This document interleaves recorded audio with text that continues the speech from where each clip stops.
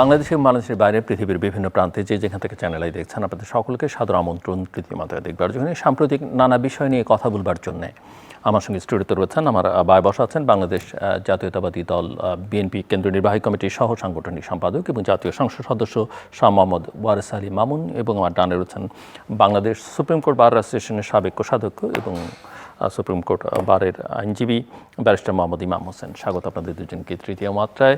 Mister Shah Mohammad ওয়ারেস আলী মামুন, আপনাকে বিশেষভাবে স্বাগত প্রথমবারের মতো তৃতীয় মাত্রায়। সেজন্য কেমন লাগছে এবং কেমন চলছে সরকার? ধন্যবাদ আপনাকে এবং চ্যানেলের করা কৌশলী সহ সম্মানিত আলোচক যারা দেখছেন সকলের প্রতি আমার প্রিয় দল বিএনপির পক্ষ থেকে শুভেচ্ছা। নিঃসন্দেহে একটা চ্যালেঞ্জের মুখে আমরা আসলে রাষ্ট্র দায়িত্ব গ্রহণ করেছি দীর্ঘ 17 বছর সংগ্রামের পরে। সঙ্গত কারণেই এই সরকারের প্রতি মানুষের প্রত্যাশাটা বিগত সকল সরকার চেয়ে অনেক বেশি। তারপরেও আমরা মনে করি যে এই চ্যালেঞ্জ মোকাবেলা করার জন্য আমরা সঠিক পথে এগোনোর চেষ্টা করছি। ভালোই লাগছে, খারাপ না। তারপরেও এই চ্যালেঞ্জ মোকাবেলা করা অনেক কঠিন আমরা মনে করি। কি ধরনের চ্যালেঞ্জ আপনার কাছে মনে হচ্ছে? দেখেন, আমার আসলে তো বাস্তবতা হলো যে গত 17 বছরে আমরা যদি বলি সকল ক্ষেত্রে আমরা একটা বিপর্যয়ের মধ্যে চলে গেছি। অর্থনৈতিক দিক থেকে হাজার হাজার কোটি টাকা লুটপাট, বিদেশ পাচার, প্রশাসনকে দলীয়করণ এবং রাষ্ট্রযন্ত্রগুলোকে দলীয় যন্ত্রে রূপান্তর করার মধ্য দিয়ে একটা চরম বিপর্যয়ের মুখে আমরা চলে গেছি। আর 17 বছরের দলীয়করণের কারণে আসলে রাষ্ট্রযন্ত্রটা অনেকটা বিকল বলা চলে, অকেজো বলা চলে। সেই ক্ষেত্রে এই চ্যালেঞ্জ মোকাবেলা করে সামনে এগিয়ে যাওয়া, মানে এই চ্যালেঞ্জগুলোর সকল ক্ষেত্রেই, শিক্ষার ক্ষেত্রে বিপর্যয়, ক্রীড়ার ক্ষেত্রে বিপর্যয়, সংস্কৃতির ক্ষেত্রে বিপর্যয়, সবচেয়ে বড় বিপর্যয় যেটি হয়েছে যে মানবিক মূল্যবোধের চরম বিপর্যয়ের মুখে চলে গিয়েছি আমরা। সেই জায়গায় থেকে উত্তরণ ঘটাতে একটা বড় চ্যালেঞ্জ বিএনপির মুখে সামনে, এবং এই চ্যালেঞ্জ খুব অল্প সময়ে মোকাবেলা করা কঠিন। তারপরেও আমরা মনে করি যে আমরা সঠিক পথেই এগোনোর চেষ্টা করছি আমাদের প্রিয় নেতা মাননীয় প্রধানমন্ত্রীর নেতৃত্বে। আমরা আশাবাদী যে আমরা এই চ্যালেঞ্জ মোকাবেলা করে একটি সঠিক জায়গায় আমরা যেতে পারবো। ব্যারিস্টার মোহাম্মদ ইমাম হোসেন, আপনার কাছে কি মনে হচ্ছে, আপনি কি কেমন দেখছেন? এবং একই সঙ্গে একটু বুঝতে চাই, অনেকেই বলেন যে প্রধানমন্ত্রী চেষ্টা করছেন নানা জায়গায় পরিবর্তন আনবার জন্য, পরিশ্রমও করছেন, কিন্তু সমান তালে যেমন সর্বশেষ তিনি ব্যক্তিগতভাবে অনেক পরিবর্তন এনেছেন, আচার আচরণ, চলাফেরা, তার প্রোটোকলে। সর্বশেষ যেটা সিদ্ধান্ত যে মন্ত্রীদেরও অনেকের নিরাপত্তাকে কার্টেল করা হয়েছে, যদিও বোধহয় 6-7 জনের রাখা হয়েছে, একজন উপদেষ্টা সহ। সেটাও কারো কারোর মধ্যে হয়তো প্রশ্ন আছে যে কোন বিবেচনা থেকে। কিছু বোঝা যায় যে সিনিয়র নেতাদের রাখা হয়েছে, কিন্তু উপদেষ্টাও একজনের রাখা হয়েছে। সব মিলে আপনার কাছে কেমন মনে হচ্ছে একজন নাগরিক হিসেবে, একজন লয়ার হিসেবে? দুটো পার্সপেক্টিভ দিয়ে আমি বলছি। একটা হচ্ছে নাগরিক হিসেবে আমি তো প্রমিজিং ভালো কিছুই দেখছি, কিন্তু একটা সময় আছে, সময়টা আমরাও নিশ্চয়ই এটার অ্যাকশনগুলো নেওয়া হবে, এটা ডেলিভারিটা কী এবং দৃশ্যমান কী হচ্ছে সেগুলো দেখেই হয়তো সবাই বিবেচনায় নেবে এদেশের নাগরিকবৃন্দ যারা আছেন। এবং ওনার কাছে তো অনেক আমাদের আশা রয়েছে। একটু আগে উনি বললেন 17 বছরে যে জঞ্জাল রয়েছে, 17 বছরে আমরা যেগুলো বলছি যে 17 বছরে অনেক জায়গায় অনেক ভুল হয়েছে, অনেক দলীয়করণ হয়েছে, তাহলে কি আমাদের অনেক সংস্কার দরকার। এখন সংস্কারটা শুধুমাত্র আপনি একটা সেক্টরে করলেই হবে না। এর সঙ্গে আপনি বললেন ওনার নিজেরও অনেক পরিবর্তন হয়েছে এবং উনি নিজেও আমাদের সবাইকেই এটার বোধহয় পরিবর্তনের অংশ হতে হবে। আমাদের মাইন্ডসেটও পরিবর্তন করতে হবে। আমরা কোথায় কিভাবে রেসপন্ড করব এই জিনিসগুলো এবং কতটা প্রপোর্শনেটলি রেসপন্ড করবো, এগুলো আমাদেরকে দেখতে হবে। আর যেহেতু আমি লয়ার, সেই দিক থেকে আমি বলি যে আমাদের বার কাউন্সিল, বার অ্যাসোসিয়েশন, এখানেও রিফর্ম দরকার। আমরা বহু বছর ধরে আমরা বলে আসছি, এখানেও অনেক মুভমেন্ট চলছে। আমি আপনাকে বলতে পারি জাস্ট কয়েকদিন আগে আমরা সুপ্রিম কোর্ট বার অ্যাসোসিয়েশনে প্রথমবারের মতো সামার কনভেনশন 2026 করেছি, যেটা আমরা ডায়ালগ করেছি bar council and bar association. And bar council বা কখনই এখানে ডায়ালগ হয়নি। এই প্রথমবার আমি খুলনা বিভাগ আইনজীবী সমিতির প্রেসিডেন্ট, সেইটার সুবিধা করেই যেভাবে হোক আমি এই স্ট্যান্ডটা নিয়ে আমি ওনাদের ডায়ালগ করেছি। সেখানে আমরা কিন্তু বলেছি যে আপনার যে পুরনো যে আইনটা আছে সেই আইনটাতে আমাদের প্রফেশনাল কোড অফ কন্ডাক্টে পুরোটাই রিফ্লেক্ট হচ্ছে না।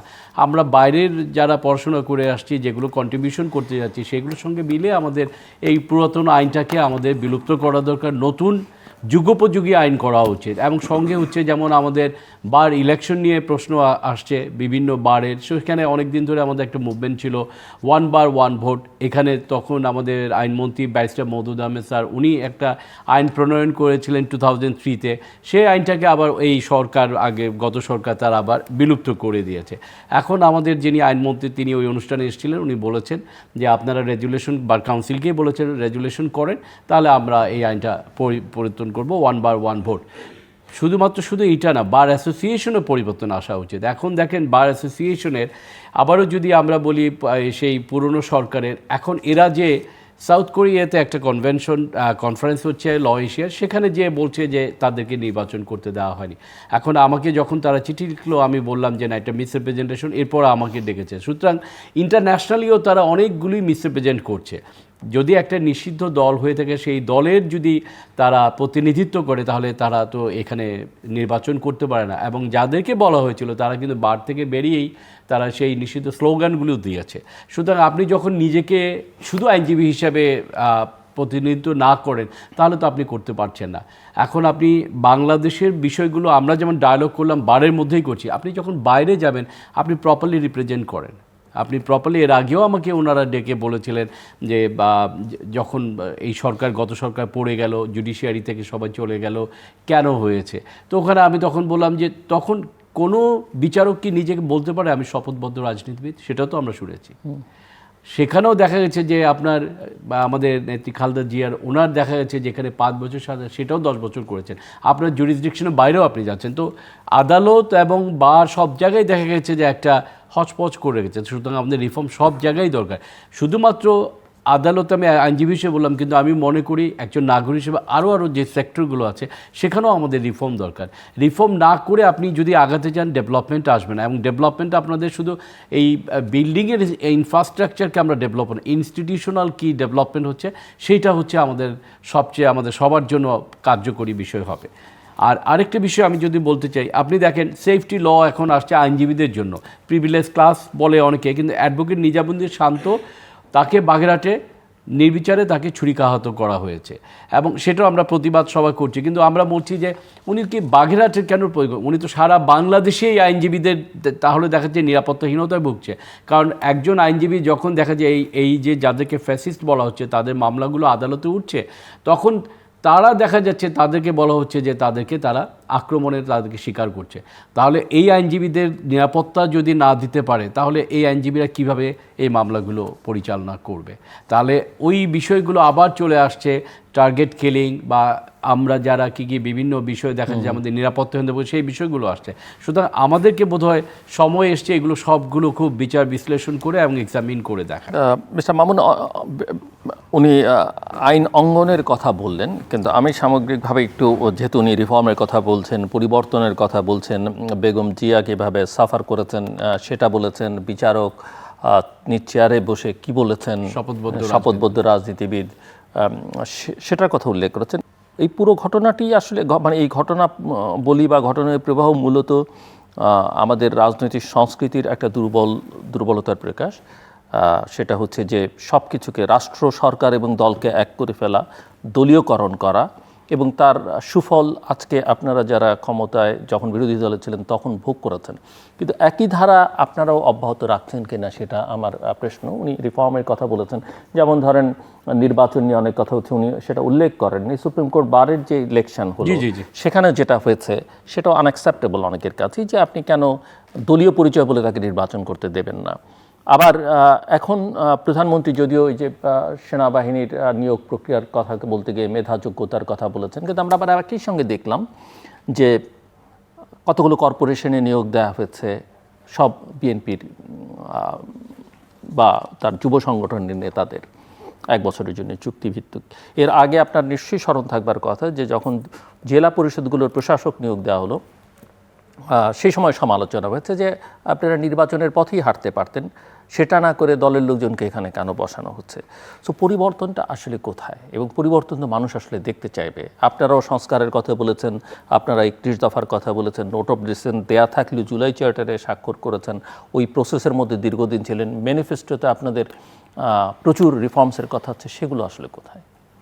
না আমি কিন্তু এবং সবচেয়ে বড় কথা হচ্ছে আপনাদের আচরণে, শুধু প্রধানমন্ত্রীর একার আচরণের পরিবর্তন দিয়ে বা রিফর্ম দিয়ে তো আসলে গোটা ব্যবস্থাকে মানুষ বিচার করবে না, একটা সময় পর্যন্ত হয়তো করবে, তারপরে নিঃসন্দেহে করবে না। ধন্যবাদ আপনাকে। নিঃসন্দেহে এটার সাথে দ্বিমত করার কোনো সুযোগ নাই যে প্রধানমন্ত্রী একক আচরণ পরিবর্তন বা তার গুণগত আচরণের পরিবর্তন দিয়ে সারা দল বা সরকারকে মানুষ বিবেচনা করবে না। সরকারকে মানুষ বিবেচনা করবে সরকারের পরিবর্তন দিয়ে, সরকারের কার্যক্রম দিয়ে। আর যে কথাটা বলেছেন যে এখানে সংস্কার, নিঃসন্দেহে বিএনপি নির্বাচনের আগে 31 দফা রাষ্ট্র সংস্কারের যে প্রস্তাবনা উপস্থাপন করেছিলেন, সেই জায়গাগুলোতে কিন্তু কাজ শুরু হয় নাই বা করা হয় না এরকম না। কিন্তু আমি যেটি শুরুতেই বলেছি যে বিএনপিকে একটা বড় চ্যালেঞ্জ নিয়ে ক্ষমতা গ্রহণ করতে হয়েছে। একটা ধ্বংসপ্রান্ত দেশের মানে শেষ প্রান্ত থেকে বিএনপিকে ঘুরে দাঁড়ানোর প্রক্রিয়া শুরু করতে হবে। কাজেই সরকারের বয়স মাত্র 5 মাস। আমরা নির্বাচিত, মানুষ তো দেখতে চাইবে যে আপনি ঘুরে দাঁড়াচ্ছেন, জি চেষ্টা করছেন। নির্বাচনের 5 মাসের প্রথম আমাদের 1 মাসের বেশি সময় গিয়েছে এই যে সমস্ত সংস্কারের Ordinance করা যেগুলো ছিল, 133টা ordinance। সেটাতে আমাদের পুরো 1 মাস চলে গিয়েছে। মাঝখানে একটা গ্যাপ ছিল, এরপরে বাজেট অধিবেশন গিয়েছে। বাজেট অধিবেশনে আমাদের প্রায় 1 মাসের বেশি সময় গিয়েছে। বাজেট পাস হয়েছে, বাট এটা এখনো ইমপ্লিমেন্ট সেভাবে কার্যত শুরু হয় নাই। কাজেই আমি মনে করি যে এই রিফর্মের জন্য যে যথেষ্ট সময় প্রয়োজন, এই সময়টা এখনও আমরা পাস করতে পারি নাই। বাট রিফর্মের প্রক্রিয়াগুলো কিন্তু আলটিমেটলি শুরু হয়েছে। সেই জায়গাতে আপনি যে বিষয়গুলো বলছেন, হ্যাঁ একটি বিষয় আমি ঘুরে ফিরে একই জায়গায় যাইতে হয় যে 17 বছরে আপনি যদি বিবেচনা করেন, 17 বছর একটা লম্বা সময়।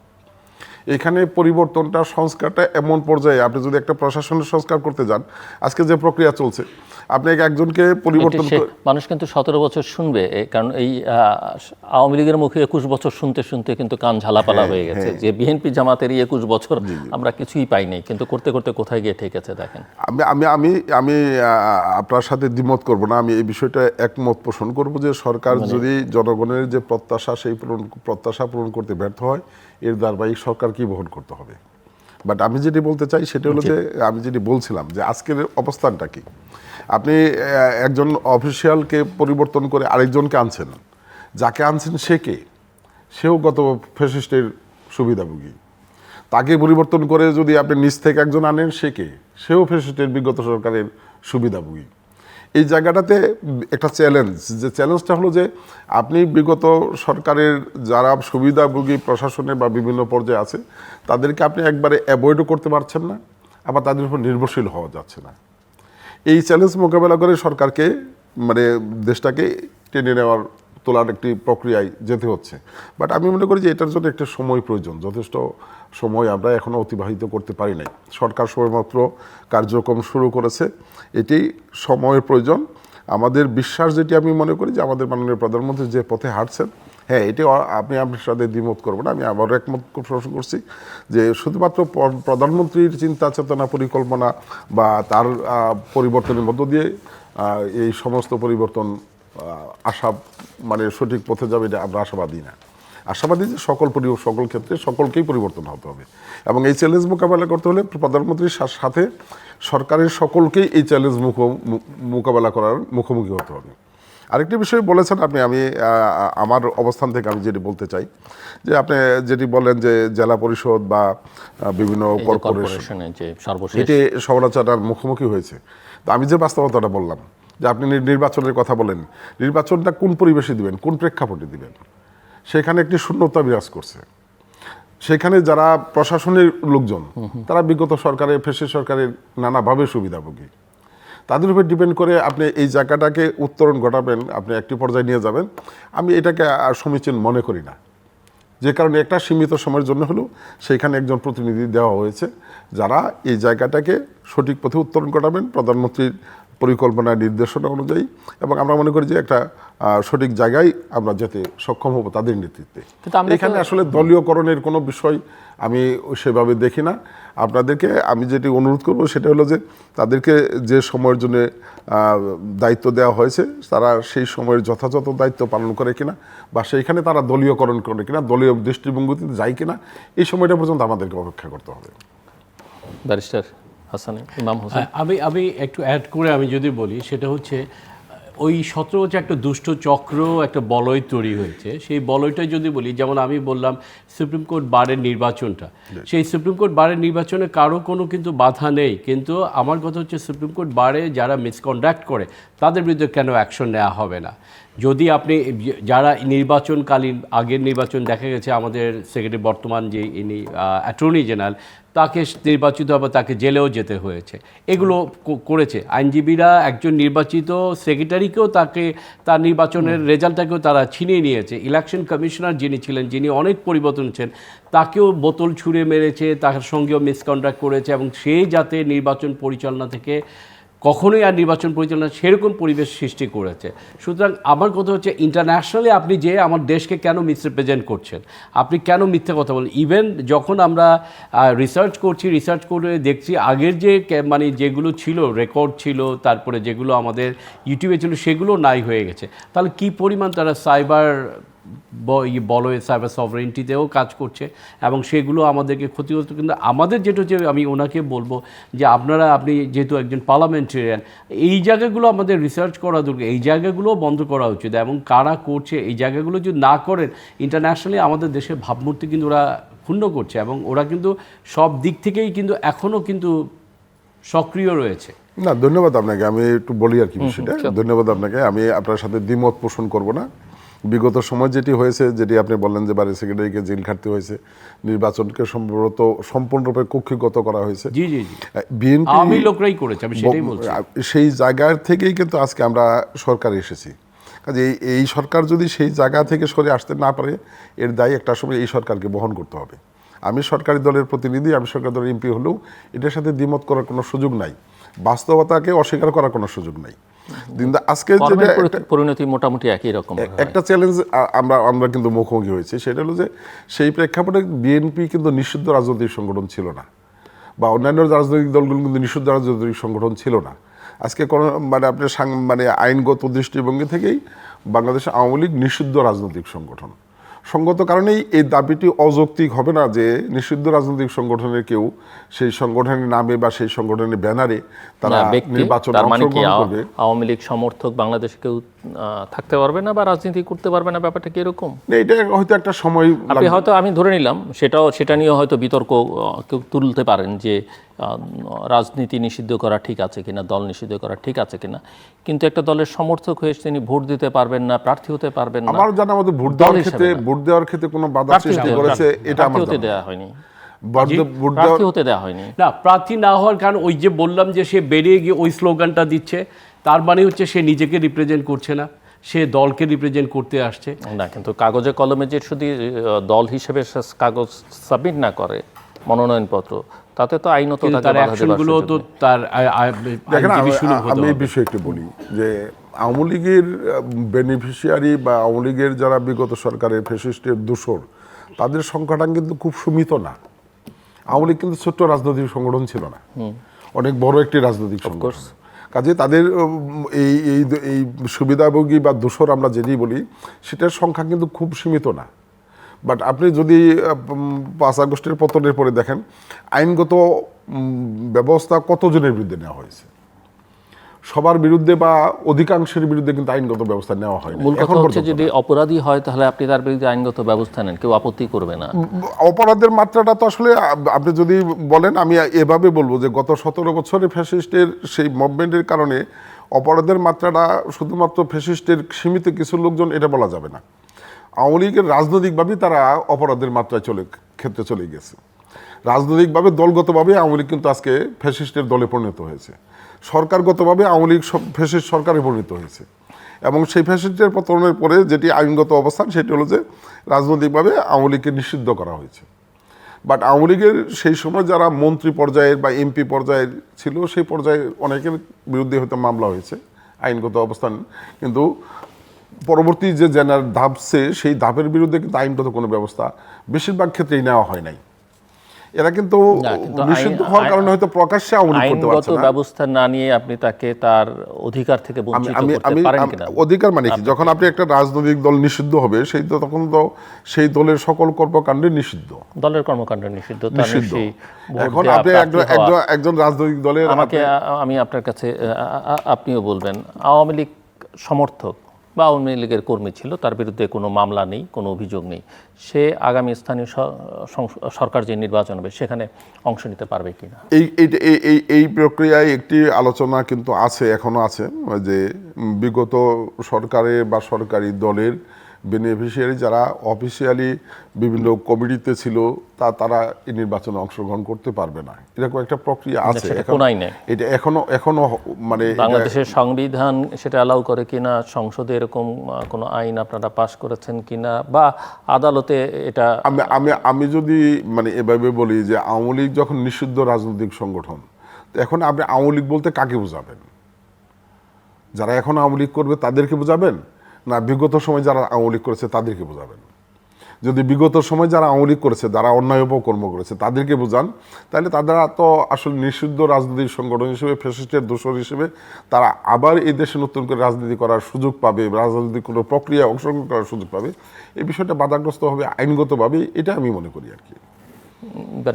যে এখন মূল কথায় যদি আসেন, নিষিদ্ধ কেন হলো, এই কারণটাও যদি আপনি বিচার বিশ্লেষণ করে দেখেন, তাহলে আপনাকে আবার 24শে জুলাইতে যেতে হবে।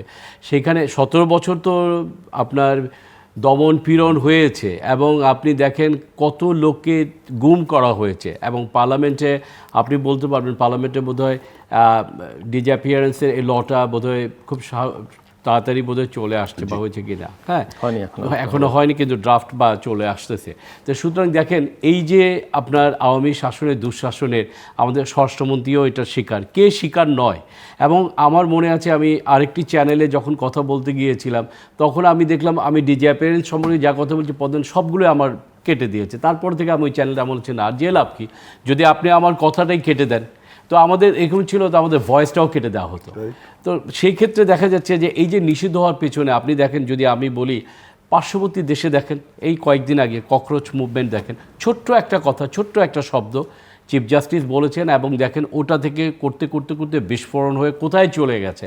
এবং আন্দোলনে আপনি যদি বলেন যে না সরকারের পতন হয়নি, কিন্তু আমি বলবো সরকারের ওই চেয়ারে যদি 4টি পা থাকে তাহলে একটি পা ভেঙে গেছে, তাহলে দেখা গেছে যে কোথাও হয়নি। আপনি এই প্রথম দেখেন এই তার পদত্যাগ করতে বাধ্য হয়েছে। কয়েকদিন আগে আমাদের এখানেও একটা আন্দোলন হয়েছে ফার্মের মুরগি বা, তাহলে দেখা যাচ্ছে যে এই যে জেনারেশনটাকেও আমাদেরকে মাইন্ড রিড করতে হবে, সোশ্যাল মিডিয়া ইম্প্যাক্টও আমাদেরকে বুঝতে হবে, আমাদের অনেকগুলো বিষয় আছে। তো ডেভেলপমেন্টে যদি ওই যে আমরা আবারও যদি যাই, ইনস্টিটিউশনাল ডেভেলপমেন্ট বলতে কিন্তু মিডিয়ার যদি আপনি আসেন, মিডিয়ার মধ্যে সোশ্যাল মিডিয়া আছে। এখন আপনি আমাদের যদি আমি যেভাবে বলি যে আমি প্রেজেন্টে বসবাস করছি, আমার ফিউচার কমে আসছে বয়সের কারণে। যাদের ফিউচার আছে আপনাকে তাকে নিয়ে ভাবতে হবে, যে জেনারেশনের ফিউচারটা আছে তাদের মাইন্ড রিড করতে হবে, তাদের ডেভেলপমেন্ট কোনটা বলতে চাচ্ছে, তারা কি চাচ্ছে, অনেকগুলো বিষয় আছে। আর এই যে রাজনৈতিক দলটার বারবার আসলো আজকের আলোচনায়, সেটা হচ্ছে নিষিদ্ধ হওয়ার পেছনে তারা তো জামাত ইসলামকেও নিষিদ্ধ করেছে তার আগে, তো জামাত তো এখন সেটা বলছি না, করেছে তাদের ভাষায় তাদের করেছে। এখন তারা যে এই যে হত্যাকাণ্ড যে অ্যালিগেশনগুলো আছে, এগুলোর তো এখনও কোনো জায়গায় নিষ্পত্তি হয়নি। 24শে জুলাইয়ের যে আন্দোলন এবং যে তাদের বিরুদ্ধে যে হত্যাকাণ্ড অভিযোগ, এগুলো না হওয়া পর্যন্ত আপনি কি করে ওই দলটিকে আবার রিভাইভ আবার আগের জায়গায় নিয়ে আসবেন? এবং এই দলের সমর্থক যারা, আমি খুব আমার শুধু আমার ওপিনিয়নটুকুই দিচ্ছি, দলের আমাদের হয়তো খুব পরিচিত, খুব ভালো, কিন্তু আপনার অ্যাকশনটা কী? আপনার অ্যাকশন দেখতে হবে, আপনার অ্যাকশন দেখে সব কিছু বিবেচনায় আসবে। আপনি নির্বাচনে যেতে পারবেন কি পারবেন, আপনি নির্বাচন করবেন, নির্বাচনে গিয়ে আপনি ওই কাজগুলোই করবেন বা আপনি ওই প্রতিনিধিত্ব করছেন, তাহলে তো আপনি সঠিকভাবে আপনি আসছেন না। আগে আপনি ফেয়ারলি হন, আপনি ফেয়ার হয়ে আপনি আসেন, তাহলে দেখা যাবে যে আপনার যে নির্বাচনী বাংলাদেশের কনস্টিটিউশনে যেটা আছে সে রাইট নিয়ে আপনি কথা বলতে পারবেন। এবং তার আগেও আপনার এটা বিবেচনায় নিতে হবে আপনি কত মানুষের, কত এই জনগণের রাইট আপনি ক্ষুণ্ণ করেছেন। আপনি যদি অন্যের অধিকার ক্ষুণ্ণ করেন আর বলেন আমার অধিকারটা অক্ষুণ্ণ থাকবে, তাহলে তো হবে না। তো সুতরাং এইটা সবসময় আপনার রিভার্স, এই রিটার্নটা আসবে।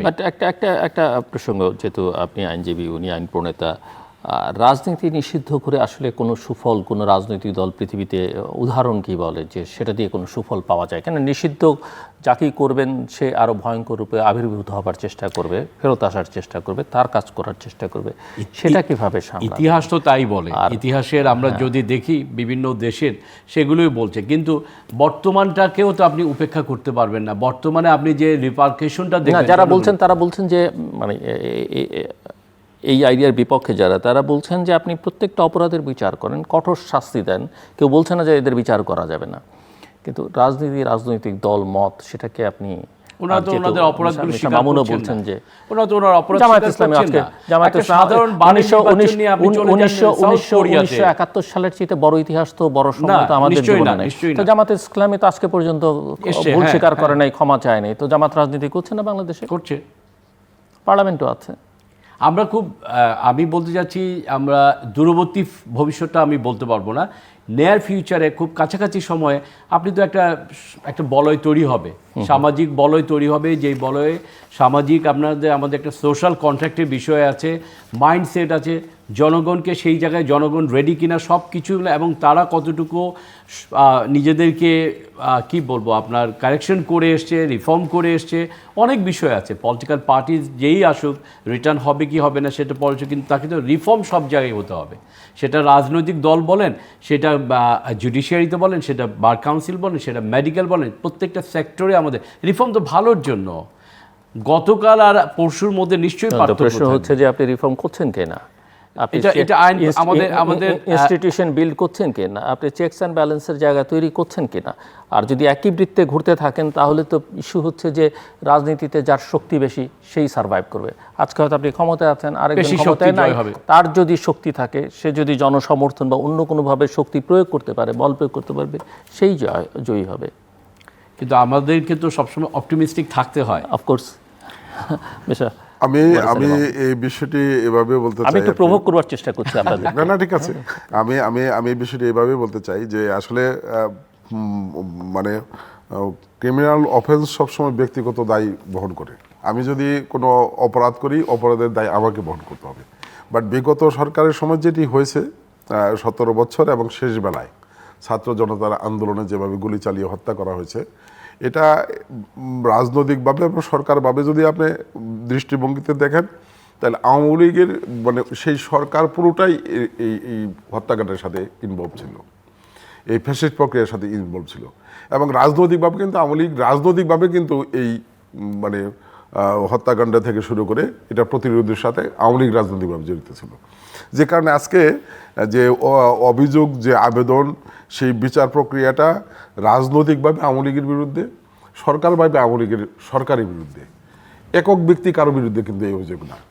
শেখ হাসিনা বা শেখ হাসিনার গভর্নমেন্টের কোনো পার্ট বা কোনো মন্ত্রীর বিরুদ্ধে না। ইস্যু হচ্ছে যে সেটা তো আমি এই আদালত কর্তৃক প্রমাণিত বা আমি এই জায়গায় আমি ওই জায়গাটাতে আসছি। আপনি যে জায়গাটা বলছেন আমি সেই জায়গাটাতে আসছি। আপনি যে প্রক্রিয়া বলেন যে এরা কি রাজনীতি করার অধিকার রাখে না বা এরা কি নির্বাচন করার অধিকার রাখে না সমর্থক থেকে, বা দলটাই আদালতে সন্ত্রাসী হিসেবে চিহ্নিত সেই হলো জায়গাটাই কিনা। বলছি। সেই জায়গায় একটা সংগ্রামের মধ্য দিয়ে এই সরকারের বিপর্যয় ঘটেছে, পতন ঘটেছে, ফ্যাসিস্টের পতন ঘটেছে। যেই সংগ্রামে এই বাংলাদেশের মানে প্রতিটি পেশা শ্রেণীর মানুষের সর্বাত্মক অংশগ্রহণ ছিল। সঙ্গত কারণেই আজকে আওয়ামী লীগের রাজনীতি থাকবে কি থাকবে না এটার সাথে সারা বাংলাদেশের মানুষের সেন্টিমেন্ট জড়িত। বাট আমার বক্তব্যটা হলো যে আপনি যেটি বলছেন যে এই মুহূর্তের সিদ্ধান্ত, এই মুহূর্তে আমাদের বক্তব্যটা এরকম যে ফ্যাসিস্টের মানে 17 বছরের দুর্নীতি বলেন, দুঃশাসন বলেন, দলীয়করণ বলেন, এবং সর্বশেষ জুলাই বিপ্লবে যে হত্যাকাণ্ড, সেটির বিচার প্রক্রিয়া শেষ না করে যদি এই মুহূর্তে আপনি তাদেরকে রাজনৈতিক প্রক্রিয়ায় অংশগ্রহণ করার সুযোগ দেন বা অন্য কোনো প্রক্রিয়ায় তারা যদি উত্তরণ ঘটাতে পারে, তাহলে এই বিচার প্রক্রিয়াটা বাধাগ্রস্ত হওয়ার সম্ভাবনা অনেক বেশি থাকবে। যে কারণে আমি মনে করি যে আপনাকে ফরে টাইম বিং আপনাকে ওয়েট করতে হবে যে বিচার প্রক্রিয়াটা একটা পর্যায়ে যাওয়ার পরে। কিন্তু অনেক সময় বলা হয় যে এই পলিটিক্যাল রেটোরিকটা জারি রাখবার জন্যেই আসলে বিচার টিচার হয় না, এটা দিয়ে একটা বেনিফিট নেওয়ার চেষ্টা। যেমন উদাহরণ হিসেবে বলি, আপনি ব্যারিস্টার ইমাম হোসেন আরও ভালোভাবে বলবেন যে এই যে আজকের প্রধানমন্ত্রী সম্পর্কে আওয়ামী শাসনামলে নানা প্রোপাগান্ডা চালানো হয়েছে, নানাভাবে তাকে চিত্রায়িত করা হচ্ছে। হাওয়া ভবনের আলোচনা এসেছে, বিদ্যুৎ খাতে এত দূর লুটপাট হয়েছে, কিছুই তারা প্রমাণ করতে পারেনি। করেনি আমি এটা ছোটখাটো বলবো দুই না, একটা মামলায় কিছু একটা আমি প্রমাণ বলবো না দেখিয়ে যে আওয়ামী লীগ সেখানে ব্যর্থ হয়েছে। আমি মনে করি যে আওয়ামী লীগ সেই সময় চেষ্টা করেছে তার বিরুদ্ধে সেই অভিযোগগুলো প্রমাণ করার জন্য, Fine. বাট তারা প্রমাণ করতে পারে ফাইন, আমি আপনার সঙ্গে অ্যাগ্রি করি, আপনার সঙ্গে ভিন্নমত পোষণ করছি না বিতর্কের খাতিরে। কিন্তু আমার প্রশ্ন হচ্ছে যে এখন আপনি প্রমাণ করা ছাড়া বা আদালত কর্তৃক শাস্তি দেওয়া ছাড়া আপনার এই বয়ান কতদিন মানুষ গ্রহণ করবে? এটা এই কারণেই আমরা আমাদের বক্তব্য হচ্ছে যে এই বিচার প্রক্রিয়াগুলো দ্রুত শেষ করতে হবে এবং সেই লক্ষ্য কি? জাতীয় সংসদে সর্বশেষ বাজেট অধিবেশনের সর্বশেষ বক্তৃতায় মাননীয় স্বরাষ্ট্রমন্ত্রী এবং মাননীয় আইনমন্ত্রী যে অবস্থান তুলে ধরেছেন, তাদের অবস্থান থেকে তাতে আমরা দেখেছি যে বেশ কয়েকটি মামলা রায় ঘোষণা করা হয়েছে এবং বেশ কিছু মামলা রায়ের প্রক্রিয়া আছে এবং অধিকাংশ মামলাগুলো বিচার প্রক্রিয়ায় কিন্তু আছে। অনেক সমালোচকের অভিযোগ যে মামলা অধিকাংশগুলোই ওই আওয়ামী স্টাইলে হয়েছে।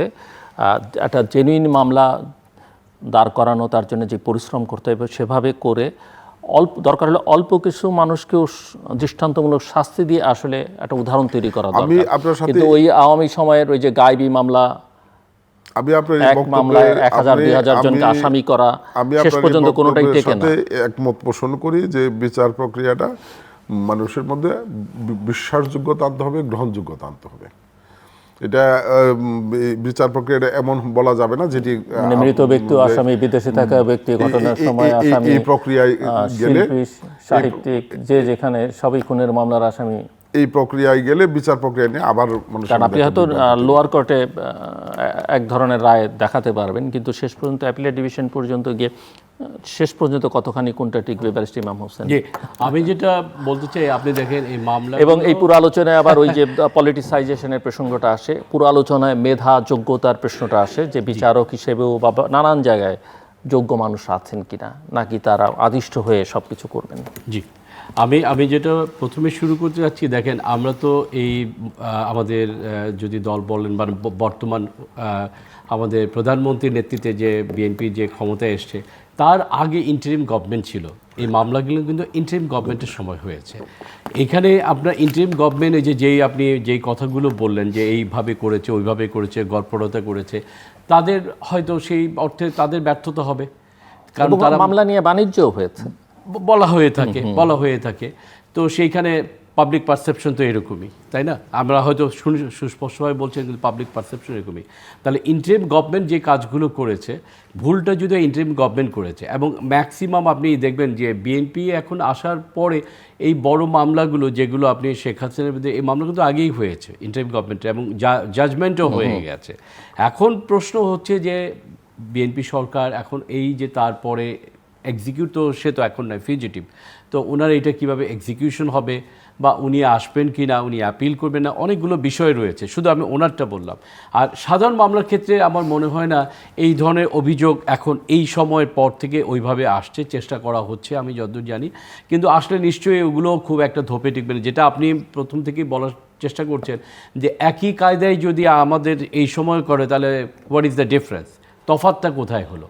এই তফাৎটাই তো সবাই চেয়েছে, ডিসক্রিমিনেশনটাই তো চেয়েছে। আগে আমি যেভাবে ডিসক্রিমিনেশন, যে এখন যাতে আমার ডিসক্রিমিনেশনটা না হয়, আমি যেভাবে ম্যানিপুলেশনের শিকার হয়েছি, এখন যাতে না হয়। যদি একই কায়দে হয়, তাহলে তো আমার কোনো রকমই আপনার ডিফারেন্সটা আমরা দেখছি না। আমরা মাঝে মাঝে কিন্তু এই জন্য বলি, জুলাইয়ের যে যারা আছে সেই বিস্ফোরণটা আবার আসে কিনা, বা ওই জিনিসগুলো আবার পার্শ্ববর্তী দেশে, ওটা দেখেও আমাদের একটা লেসন নেওয়া উচিত যে কখন কোনটাতে কী হয়। আর আপনি যেটা বললেন সেটা হচ্ছে মেধার কথাটা আপনি বললেন, সেটা তো আমরা প্রধানমন্ত্রী আরও একটাতে আমরা দেখলাম যে উনি বলেছেন, যে আর্মিতেও বলেছেন যে মেধার ভিত্তিতেই প্রমোশন হবে। It's a very good idea, খুব আমি হাইলি অ্যাপ্রিসিয়েট করি। আমরা অত্যন্ত আশাবাদী হয়েছি এই কথাটা শুনে, কারণ আমার কাছে মনে হয় যে এটা সবগুলো সেক্টরে মেধার আপনার মূল্যায়ন হতে হবে, সেটা জুডিশিয়ারিতেও হতে হবে। আপনি যদি শুধু ওই দেখবেন যে আপনার যে উইংস দলগুলো আছে সেগুলি দৌড়াদৌড়ি করবে বা এটা করবে, এরপরে এরাই বিচারপতি হবে, তার কাছ থেকে আপনি কী আশা করতে পারেন? তাকে তো মেধাবী লোককে, আপনার দুই দলেই মেধাবী লোক আছে, ওইখানেও ছিল এখানেও, কিন্তু মেধাবী লোকগুলো তো আপনি অ্যাপয়েন্টমেন্ট তো তাদেরকে দিতে হবে, তারপরে না আপনি তার থেকে রেজাল্ট পাবেন। তো মেধার যদি বিবেচনায় যদি নেন তাহলে দেখা যায় দুটো জিনিস হবে, এই যে আমাদের মেধা বিদেশে চলে যায় আমার মনে হয় এটাও বন্ধ হতে পারে।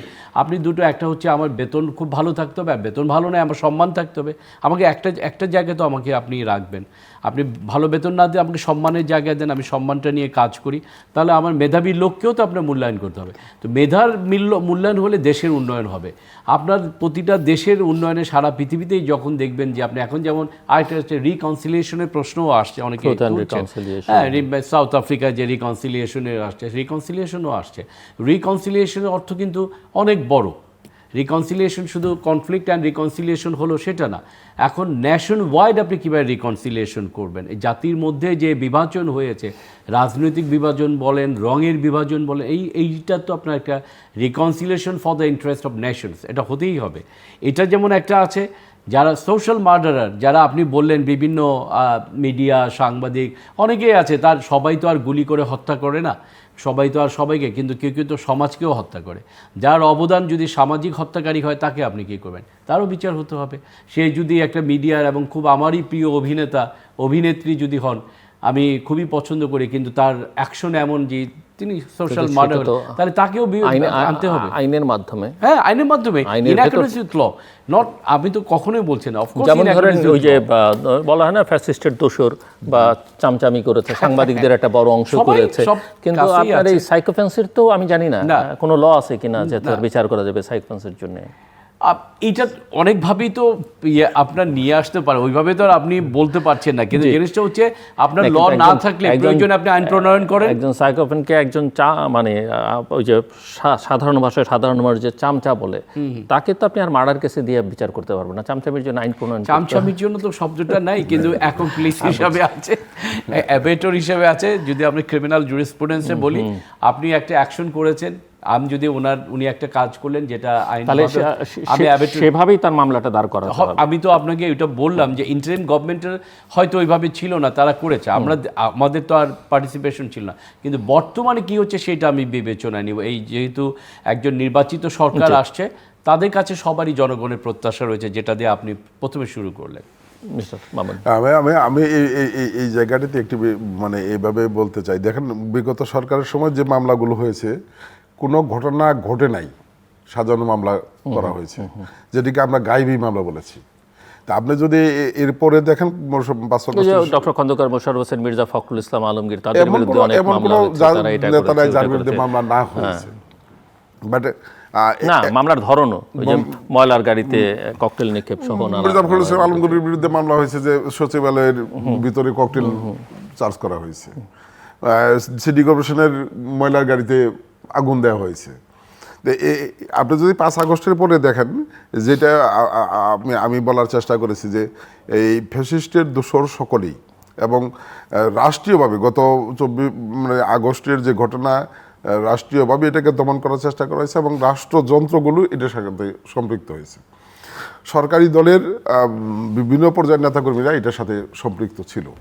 কিন্তু আপনি যদি দেখেন 5 আগস্টের পরে কিন্তু এরকম কোনো মিথ্যে গায়েবী মামলা নাই, ঘটনা ঘটেছে। হয়তো আইনগত প্রক্রিয়া নিয়ে, বিচার প্রক্রিয়া নিয়ে প্রশ্ন আপনি যেটি বলেছেন, যে যদি সেই জায়গাতে বিচার প্রক্রিয়াটা নিরপেক্ষ না করা যায়, মানুষের মধ্যে মামলাকে দুর্বল করে কিনা, এটা ব্যারিস্টার ভালো বলতে পারবেন যে একটা মামলাকে দুর্বল করে কিনা আপনি যদি সেখানে অপ্রয়োজনীয় অনেককে ঢুকিয়ে দেন, গল্প বানান, তাহলে তো সেটা মামলাকে দুর্বল করে না। ঘটনা ঘটেছে সেটা নিয়ে কার মধ্যে কোনো বিতর্ক নেই, এবং ঘটনার পেছনে কারা আছে সেটা নিয়ে বিতর্ক নেই, ওই লুপহোলগুলো দিয়ে ওরা বেরিয়ে যায়। দুর্বলতা থাকলে তো আসল আসামি বেরিয়ে যাওয়ার সুযোগ। আমি সেই জায়গাটাই বলার চেষ্টা করছি, 5 আগস্টের পরে কিন্তু এরকম কোনো গায়েবী মামলা হয় নাই।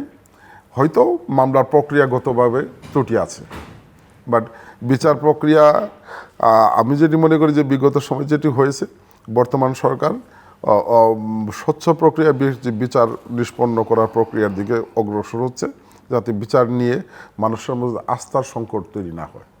এবং এটা আমি একমত, এবং আমরা মনে করি যে এই বিচার প্রক্রিয়া স্বচ্ছ প্রক্রিয়া হওয়া উচিত, যাতে বিচার প্রক্রিয়াটা পরবর্তী সময়ে কোনো প্রশ্ন না ওঠে। সেই জায়গাতে কিছু বিষয় তো আসলে আপনি 17 বছরের জঞ্জাল একবারে 17 ঘন্টায় আপনি শেষ করতে পারবেন, এটা আমরা মনে করি না। কতদিন লাগবে? এটা আপনাকে একটা টাইম বিং আপনাকে সময় দিতে হবে এবং সেই সময় পর্যন্ত আপনাকে ধৈর্য সহকারে এই মেয়াদে না পরের মেয়াদে? নিঃসন্দেহে এই মেয়াদে, অবশ্যই এই মেয়াদে। কিন্তু আপনি আজকের সরকারের 5 মাসের আমি সংক্ষিপ্ত বর্ণনা দিলাম যে একটা ধ্বংসস্তূপের উপরে সরকার দাঁড়িয়েছে। সেইখানে আমাদের বাজেট প্রথম অধিবেশনে আপনি বলেছেন 133টি অধ্যাদেশ, তারপরে বাজেট অধিবেশন, এবং আপনি মানে জানেন কি নাম জানেন, আমাদেরকে সেই সময় সংসদে উপস্থিতিটা সকাল বিকাল হাজিরা দেওয়ার মতো হয়েছে। আমাদের অনেক সংসদ সদস্য মন্তব্য করেছেন যে এই জীবনে আবার স্কুলের ছাত্রের মতো হাজিরা দিতে হচ্ছে আমাদেরকে, নিয়মিত অধিবেশন থাকতে হয়েছে। এই যে বাজেট অধিবেশন আমাদের নিয়মিত অধিবেশন থাকতে হয়েছে। হয়তো আপনারা খেয়াল করেছেন যে একজন সংসদ সদস্য মাননীয় প্রধানমন্ত্রী একটি অনুষ্ঠানে গিয়েছিলেন সিলেটে, যেখানে ওনার নির্বাচনী এলাকা না সেখানে কিন্তু মাননীয় প্রধানমন্ত্রী ওনাকে চার্জ করেছেন যে আপনার সংসদ থেকে এখানে কেন, এবং উনি ফ্লাইটে ঢাকায় এসেছেন এবং সংসদীয় অধিবেশনে যোগদান করেছেন। আমাদের কিন্তু একটা বড় সময় সংসদের পিছনে চলে গেছে। সদ্য বাজেট অনুমোদন হয়েছে, এই বাজেটের রিপ্লিমেন্ট কার্যকারিতা কিন্তু এখনও সেইভাবে শুরু হয় নাই। এই অবস্থায় যদি আমরা মনে করি যে রাতারাতি সবকিছু পরিবর্তন হয়ে যাবে, রাতারাতি আমরা একটা ধাপে এগিয়ে যাব, রাতারাতি কেউ চাইছে না, কিন্তু মানুষ দেখতে চাইছে। আমি মনে করি যে সরকার ইন্টেনশনটা ঠিক আছে কিনা। প্রধানমন্ত্রীর ইন্টেনশন এখন পর্যন্ত কারোর মধ্যে কোনো প্রশ্ন নেই, কিন্তু সামগ্রিকভাবে আমি একটা কথা বলেছি আর কি, যে আমরা মানবিক বিপর্যয়ের একটা চরম পর্যায়ে চলে গিয়েছিলাম। সেইখান থেকে ঘুরে দাঁড়াতে আমাদের একটু সময় লাগবে। আজকে যদি আপনি বলেন যে বিগত সময় নানা অন্যায় অপকর্মের সঙ্গে আপনার আইন শৃঙ্খলা রক্ষাকারী বাহিনী বলেন বা প্রশাসনের কর্মকর্তা বলেন, অনেকেই সম্পৃক্ত ছিল। আমাদের সেই জায়গাটা থেকে ঘুরে দাঁড়াতে কিন্তু একটু সময় লাগবে। আজকে যদি আপনি একবারে প্রশাসনের সবাইকে বের করে দেন, দেশ চালাতে পারবেন না। আমরা তো শুনেছি যে প্রশাসনের লোকজনের অবস্থান পাল্টাতে সময় লাগে না। তারা তো ইউজুয়ালি যে ক্ষমতায় থাকে তার হয়ে যায়, তাতে তো সমস্যা, এটাই তো আসলে তাতে তো সমস্যা হওয়ার কথা না। এটাই সরকারের জন্য বড় সংখ্যা, বর্তমান সরকার না, সকল সরকারের জন্য, যে আপনি বোল পাল্টিয়ে রূপ পাল্টিয়ে আজকে আমার সাথে আছেন, কিন্তু আপনি সুযোগ পেলে আবার আমার বিরুদ্ধে রূপ পাল্টিয়ে ফেলবেন, যে ক্ষমতায় থাকবে তার। সেই জায়গাতে সরকারকে অত্যন্ত সতর্ক পথ চলতে হবে। সেই জায়গাতে সরকারকে অত্যন্ত সতর্ক পথ চলতে হবে এবং সেই জায়গায় উত্তরণ ঘটাতে হলে একটু সময় লাগবে। কিন্তু সেই সমাধান কি আপনি একেবারে 20 বছর আগে 15 বছর আগে যে চাকরি থেকে চলে গেছেন তাকে এনে চুক্তিভিত্তিক নিয়োগ দিয়ে সেই সমস্যার সমাধান হবে, বা আপনার দলের একজনকে যার ওই বিষয়ে কোনো জ্ঞানই নেই তাকে বসিয়ে দিলেন, তাকে পুনর্বাসনের জন্য বা একটা রিওয়ার্ড দেওয়ার জন্য?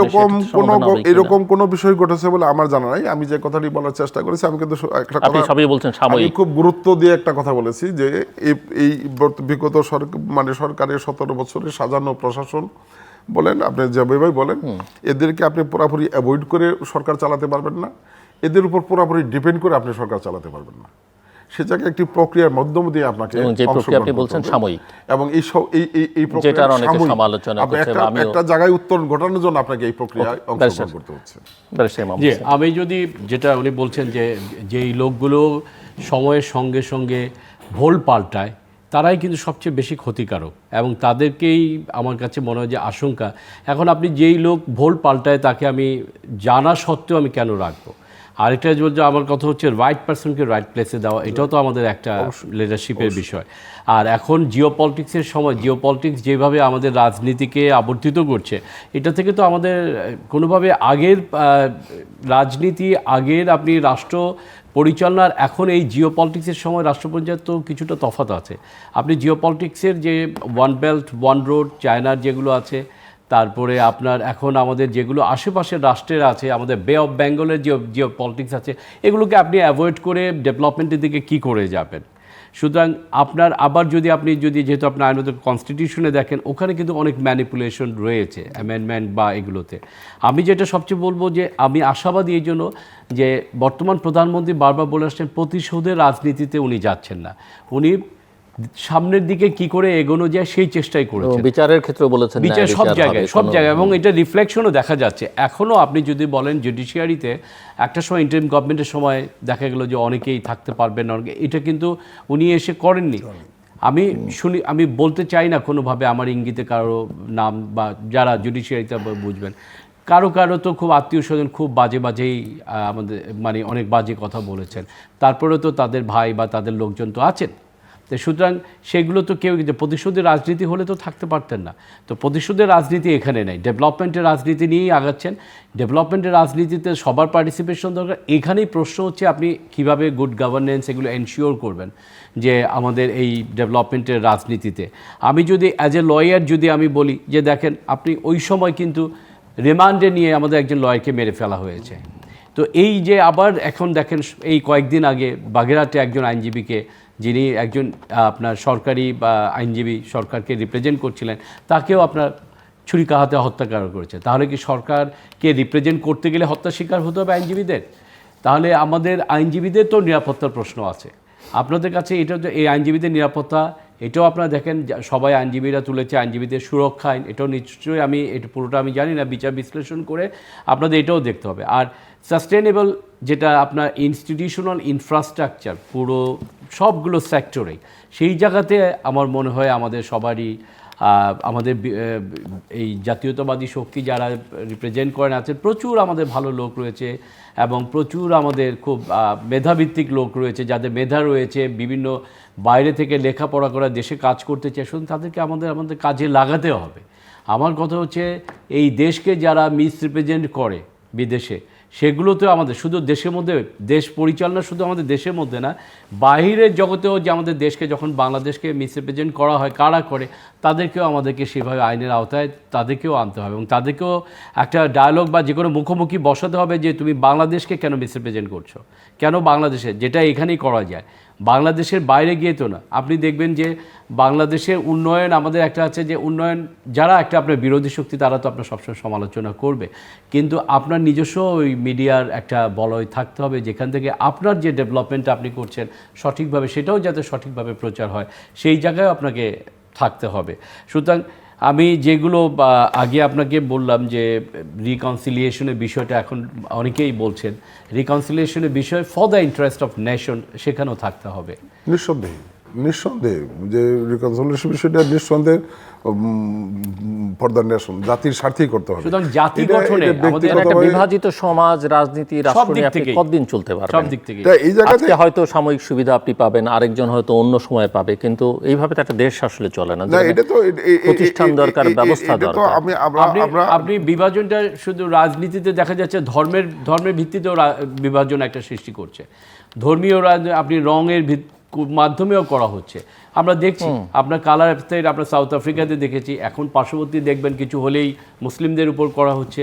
আপনি এখন আরও তো ইম্প্যাক্ট তো আমাদের বহু কিছু আছে ডেভেলপমেন্টে, যে ইরান যে আমেরিকা বা যে যুদ্ধগুলো হচ্ছে, এই যুদ্ধেরও একটা প্রক্রিয়া কিন্তু আমাদের এই ডেভেলপমেন্টের উপর পড়ছে। আমাদের গার্মেন্টস ইন্ডাস্ট্রি আছে, সেটার উপরও পড়ছে, শুল্ক আরোপ করা হচ্ছে। আমাদের অনেকগুলো, আমাদেরকে দেখা যাচ্ছে যে আমরা কি বলে এক্সপোর্টটা আমাদেরকে বাড়ানোর কথা আমাদের প্রধানমন্ত্রী বললেন যে আমরা শুধু গার্মেন্টস ইন্ডাস্ট্রিতে সীমাবদ্ধ থাকবো না, আমরা ডাইভার্সিফিকেশন। তো আমার মনে হয় যে আমাদের সবাই যদি আমরা এই ডেভেলপমেন্টে পার্টিসিপেট করি যার ক্যাপাসিটি অনুযায়ী, আমার ছোট্ট ক্যাপাসিটি, আমি সেখান থেকেই যদি আমি মাইন্ডসেট আমি যদি অনেস্টলি করি, তাহলে আমার মনে হয় দেশ উন্নতির দিকে আগাবে। নিঃসন্দেহে যে কথাটি মানে আমি আবার ওই জায়গাতে যেতে চাই যে মাননীয় প্রধানমন্ত্রী একক তৎপরতা দিয়ে এটি সম্ভব না। আমরা যারা মাননীয় প্রধানমন্ত্রীর পক্ষে যারা আছি, আমাদেরকেও দেশপ্রেমে উদ্বুদ্ধ হতে হবে। আজকে বাংলাদেশের বিরোধী রাজনীতিতে বিরোধী দলের ভূমিকায় যারা অবতীর্ণ হয়েছে তাদেরকেও দেশপ্রেমে উদ্বুদ্ধ হতে হবে। আমাদের সকল কিছুর ঊর্ধ্বে দেশের স্বার্থটা দেখতে হবে। আমরা যদি সবাই সম্মিলিতভাবে দেশের স্বার্থকে দেখে সামনে এগিয়ে যেতে পারি, তাহলে বিশ্বাস আমাদের যে আমরা যে কাঙ্ক্ষিত লক্ষ্য, সেই লক্ষ্যে পৌঁছাতে সক্ষম হব।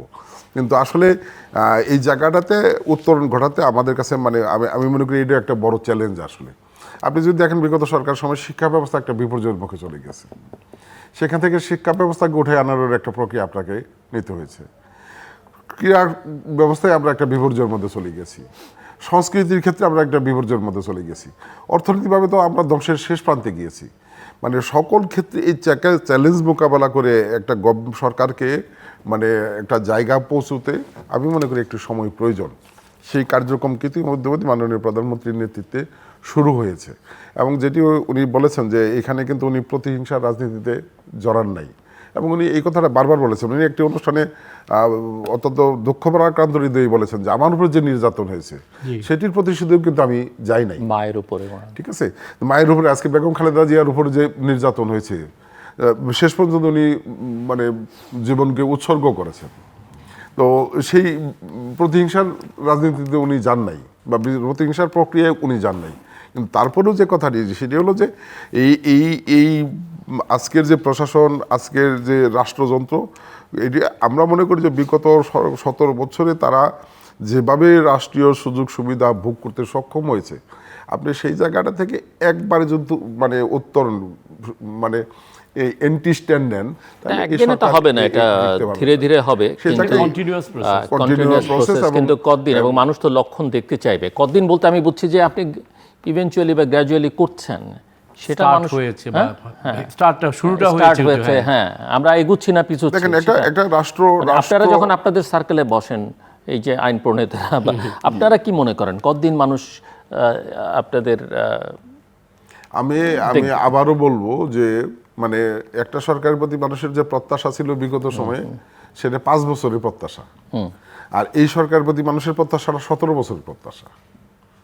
মানে 3টে গভর্নমেন্টের পিরিয়ড গত 17 বছরে পার কিন্তু হয়ে গেছে। একই সঙ্গে মানুষ আপনাদের প্রতিদিন দেখছে, প্রতিদিন বিচার করছে। প্রত্যাশাটা অনেক বেশি, বাট চ্যালেঞ্জটা কিন্তু আরো বেশি। আমি বলবো না যে এই চ্যালেঞ্জ মোকাবেলা করতে আমরা 5 বছর সময় নিব। আমি যেটি বলবো, দেখেন একটা রাষ্ট্র সামনে এগোনোর মানে একটি পরিকল্পনাই হচ্ছে বাজেট, যে বাজেটটা সদ্য মানে জাতীয় সংসদে পাশ করা হয়েছে। আমি মনে করি যে এই প্রক্রিয়াটা খুব দ্রুত সময়ের মধ্যে দৃশ্যমান হবে, এবং আমরা দৃশ্যমানভাবে এটি দেখতে সক্ষম। আমরা একেবারে শেষের দিকে 2 মিনিট করে, আপনি 2 মিনিট, উনি 2 মিনিট, ক্লোজিং রিমার্কস ইমাম হোসেন। প্রথমত আমার যেটা আমি বলছি, আমাদের যদি র্যাপ আপ করি সবটা, সেটা হচ্ছে আমাদের প্রধানমন্ত্রীর প্রতিশোধের রাজনীতিতে বিশ্বাস করেন না, এটা আমরা দেখছি, রিফ্লেকশন রয়েছে। আমরা দেশকে ভালোবাসি, আমাদের প্রধানমন্ত্রীকে ভালোবাসি, আমরা প্রধানমন্ত্রীর পলিসিটাকেও আমরা আমাদের মতো করে এগিয়ে নিয়ে যেতে চাই।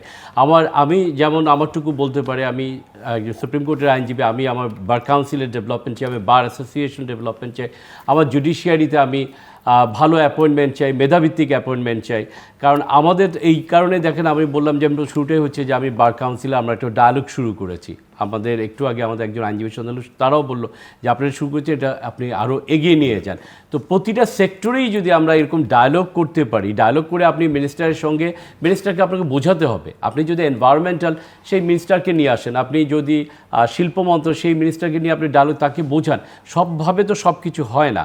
তো যেই সেক্টর থেকে আছেন, যদি আমরা সবাই যদি এগিয়ে আসি, এবং সবার যে দায়িত্ববোধ আছে, আমার কিছু পাওয়ার দরকার না, আমার দেশটা তো আমাদের, এই দেশের তো আমিও একজন, ওই আর্টিকেল 7-এর তো আমিও একজন।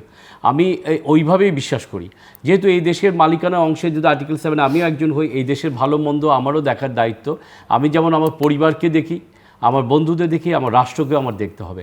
রাষ্ট্রের ভালো মন্দ শুধুমাত্র প্রধানমন্ত্রী, শুধুমাত্র একটি রাজনৈতিক দলের উপর নির্ভর করে না। রাষ্ট্রের ভালো মন্দ আমাদের সবার, প্রত্যেকের রাষ্ট্রীয়ভাবে আমাদের যার যা করণীয়, তার অংশগ্রহণের মাধ্যমেই আমাদের সব কিছু উন্নয়ন নির্ভর করে। সুতরাং এখনকার ডেভেলপমেন্ট হচ্ছে অংশীদারিত্বমূলক উন্নয়ন। আমি মানে শেষবেলায় যেটি বলতে চাই, সেটি হলো যে বিগত 17 বছর যে দুর্নীতি, দুঃশাসন হয়েছে, আমরা সেই জায়গাটি থেকে সরে আসতে পেরেছি বলে আমি মনে করি।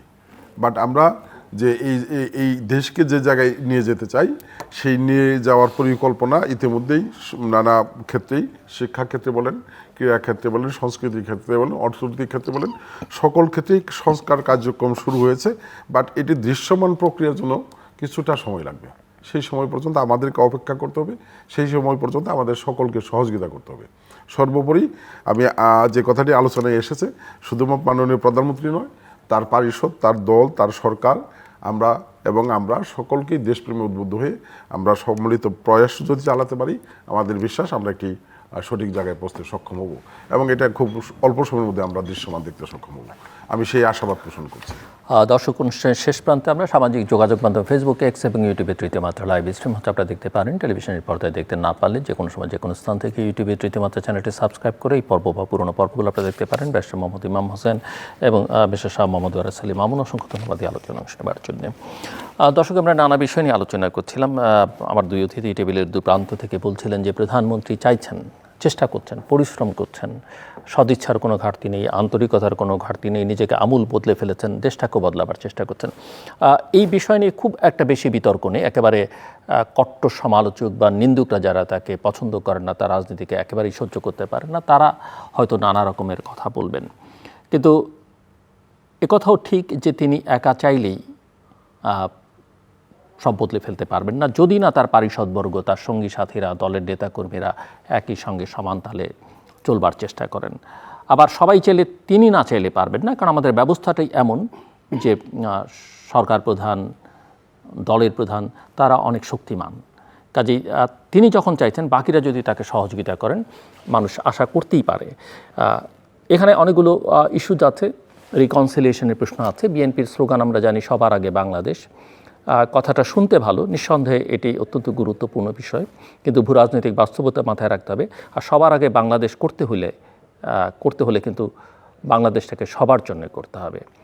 এই বিভাজন রেখে আপনি কিন্তু সবার আগে বাংলাদেশ করতে পারবেন না, কারণ আপনার অন্য দেশের সঙ্গে, অন্য শক্তির সঙ্গে নেগোসিয়েশন যে ক্যাপাসিটি, সেটা কিন্তু থাকবে না। সেই জায়গায় কিন্তু সবার জন্য বাংলাদেশ করতে হবে, এবং এর জন্য দরকার প্রতিষ্ঠানগুলোকে শক্তিশালী করা, এর জন্য ভ্যালুসগুলোকে ফিরিয়ে আনা। আমাদের মূল্যবোধ কিন্তু একেবারেই তলানিতে, সেটা রাজনৈতিক বলি, অর্থনৈতিক বলি, সামাজিক বলি, ধর্মীয় মূল্যবোধ বলি, পারিবারিক মূল্যবোধ বলি। এবং আমাদের ব্যবস্থাগুলোকে একটা স্থায়িত্ব দিতে হবে, যে ব্যবস্থাকে আসলে ব্যবস্থার উপরে যেন মানুষ নির্ভর করতে পারে।